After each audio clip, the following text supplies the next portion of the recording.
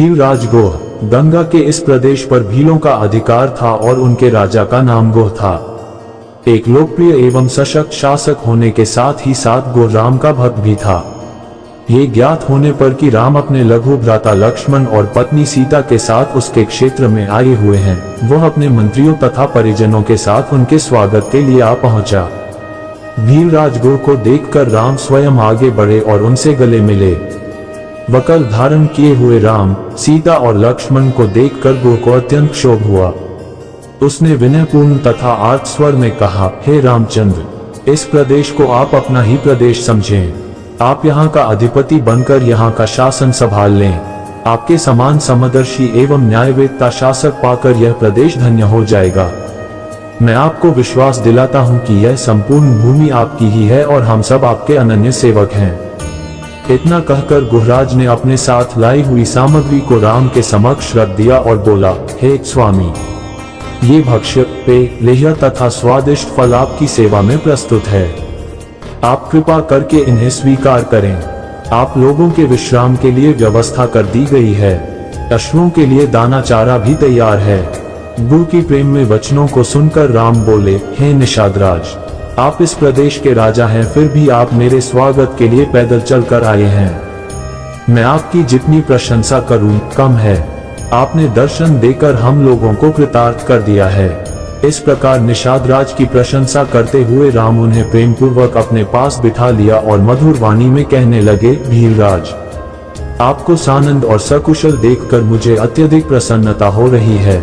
आपके द्वारा लाए गए इन उत्तमोत्तम पदार्थ के लिए मैं आपका अत्यंत आभारी हूँ। किंतु बंधु, मुझे खेद है कि मैं इन्हें स्वीकार नहीं कर सकता। ये सारे पदार्थ राजा महाराजाओं के खाने योग्य हैं, किंतु अब हम तपस्वी हो गए हैं और हमारा भोजन तो केवल कंदमूल फल है, अतः हम इसे ग्रहण नहीं कर सकते। हाँ, अश्वों के लिए आप जो दाना चारा लाए हैं उन्हें स्वीकार करके मुझे बहुत प्रसन्नता होगी, क्योंकि ये मेरे पिताजी के प्रिय अश्व हैं, जिनकी सदैव विशेष देखभाल की जाती है। गुरु ने भीलों को अश्वों के विशेष प्रबंध करने के लिए आदेश दे दिया।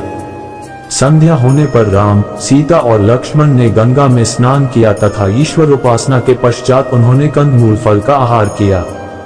गुहराज उन्हें उस कुटी तक ले गए जहां पर उन्होंने उनके विश्राम के लिए अपने हाथों से प्रेमपूर्वक तृण शैयाएं बनाई थीं। कुटी में पहुंचकर गुह ने कहा, हे दशरथ नंदन, आप इन शैयाओं पर विश्राम कीजिए। मैं आपका दास हूं, अतः मैं पूर्ण रात्रि जाग कर हिंसक पशुओं से आप लोगों की रक्षा करूंगा। आप हमें सर्वाधिक प्रिय हैं, इसलिए आप लोगों की सुरक्षा के लिए रात भर मेरे ये सभी साथी धनुष बाण लेकर तत्पर रहेंगे। उनकी बातें सुनकर लक्ष्मण ने कहा, हे गुहराज, मुझे आपकी शक्ति, निष्ठा और भैया राम के प्रति आपके अनन्य प्रेम पर पूर्ण विश्वास है। निसंदेह आपके राज्य में हमें किसी प्रकार की विपत्ति की आशंका नहीं हो सकती, किंतु मैं भैया राम का दास हूं, अतः मैं इनके बराबर में सो नहीं सकता। मैं भी रात भर आपके साथ पहरा देकर अपना कर्तव्य पूरा करूंगा। भीलराज गोह और लक्ष्मण कुटी के बाहर एक शिला पर बैठकर पहरा देते हुए बातें करने लगे। लक्ष्मण ने गोह को अयोध्या में घटित समस्त घटनाओं के विषय में बताया। इस प्रकार वह रात्रि व्यतीत हो गई।